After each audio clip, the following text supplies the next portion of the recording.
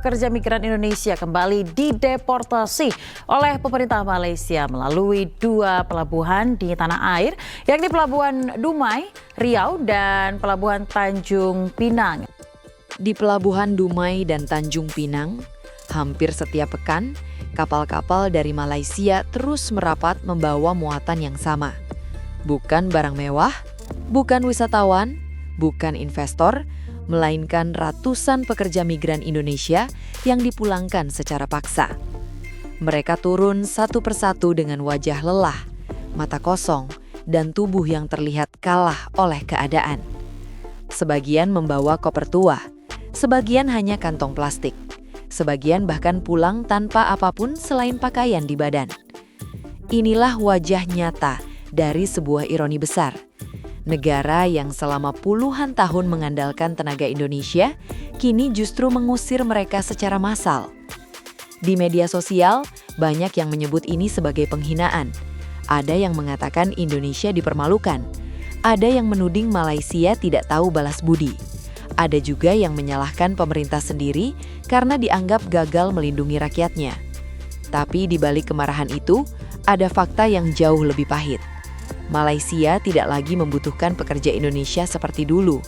Dan yang lebih menyakitkan, semakin banyak orang Indonesia yang tidak lagi ingin kembali ke sana. Di Kuala Lumpur, Johor Bahru, hingga kawasan industri dan perkebunan, suasana berubah drastis. Dulu di setiap proyek bangunan, suara bahasa Indonesia terdengar di mana-mana. Dulu di setiap barak pekerja, malam hari dipenuhi obrolan tentang kampung halaman. Dulu, di setiap kebun sawit, tangan-tangan Indonesia menjadi tulang punggung produksi. Sekarang, banyak tempat terasa lebih sepi. Banyak proyek melambat, banyak kebun kekurangan tenaga. Malaysia mulai merasakan akibat dari kebijakan yang mereka bangun sendiri. Sebelum perubahan besar ini terjadi, jutaan warga Indonesia menggantungkan hidupnya di negeri jiran. Lebih dari 2,5 juta orang bekerja di sana. Mereka membangun gedung-gedung pencakar langit, membersihkan rumah-rumah mewah, memanen hasil perkebunan, menjaga anak-anak keluarga elit, dan menggerakkan ekonomi dari lapisan paling bawah. Tanpa mereka, banyak sektor tidak akan berjalan. Tanpa mereka, Malaysia tidak akan tumbuh secepat itu. Namun dalam beberapa tahun terakhir, semuanya berubah. Jumlah pekerja Indonesia merosot tajam. Yang tersisa hanya sekitar 0,5 juta pekerja resmi. Sisanya perlahan menghilang, pulang, dideportasi, menyerah, pindah negara, berhenti bermimpi di negeri orang. Penyebabnya bukan satu, tapi rangkaiannya jelas. Malaysia mulai memperketat aturan, razia dilakukan tanpa kompromi, penangkapan menjadi tontonan media, pusat tahanan penuh, deportasi dilakukan secara besar-besaran.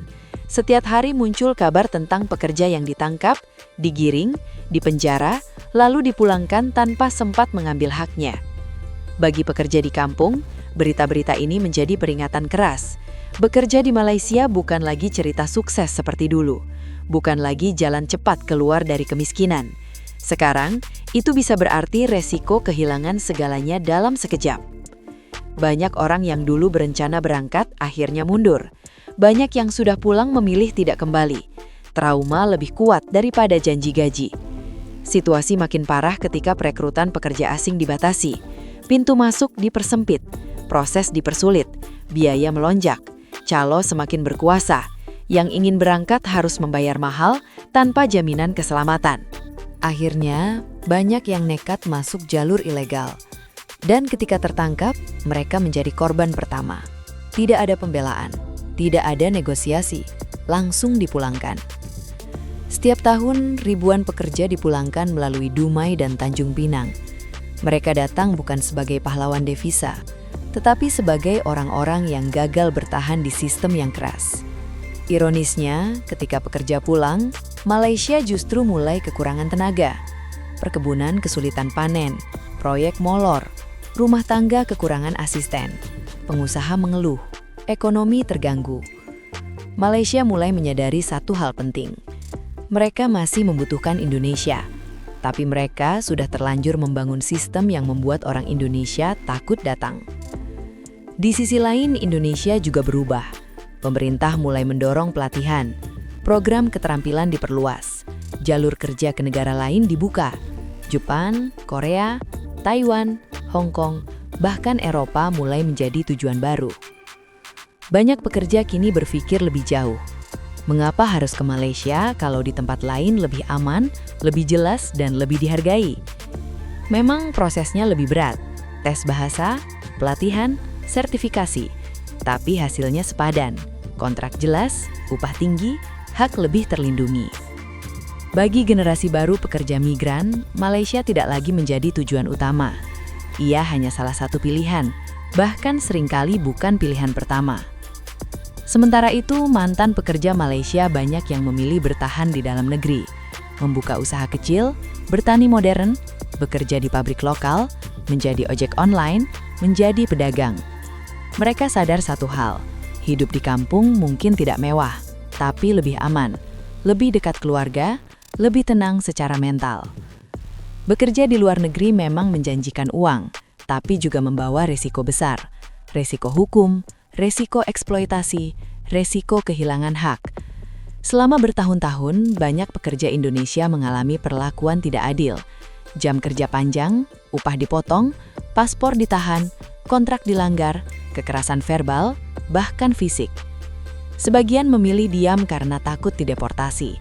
Sebagian melawan dan akhirnya kalah. Cerita-cerita ini menyebar luas dan membentuk citra buruk yang sulit dihapus. Setiap kasus yang viral semakin memperkuat keyakinan bahwa Malaysia bukan lagi tempat aman. Pemerintah kedua negara mencoba memperbaiki hubungan.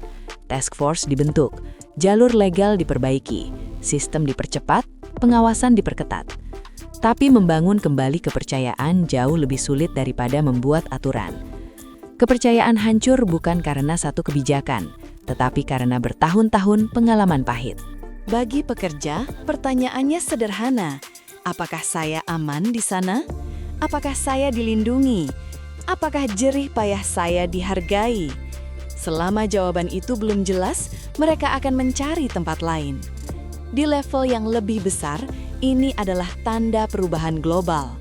Dunia tidak lagi memberi ruang besar bagi tenaga kerja murah tanpa perlindungan. Negara tujuan mulai selektif, negara asal mulai sadar pentingnya kualitas. Indonesia perlahan keluar dari posisi sebagai pemasok buruh kasar semata. Indonesia ingin menjadi pemasok tenaga terampil. Jika strategi ini berhasil, masa depan pekerja migran akan lebih bermartabat. Mereka tidak lagi mudah ditekan, tidak lagi mudah dibuang. Bagi Malaysia, tantangannya adalah berani berubah. Jika ingin kembali menarik tenaga Indonesia, mereka harus memperbaiki sistem perlindungan, memperjelas kontrak, menghentikan eksploitasi, dan membangun rasa aman.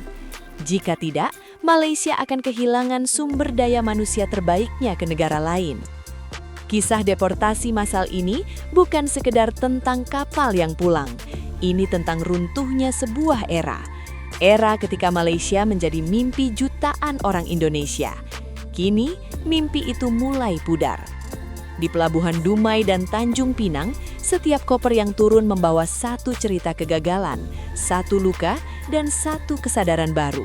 Bahwa bekerja di luar negeri bukan sekedar soal uang, tetapi soal harga diri.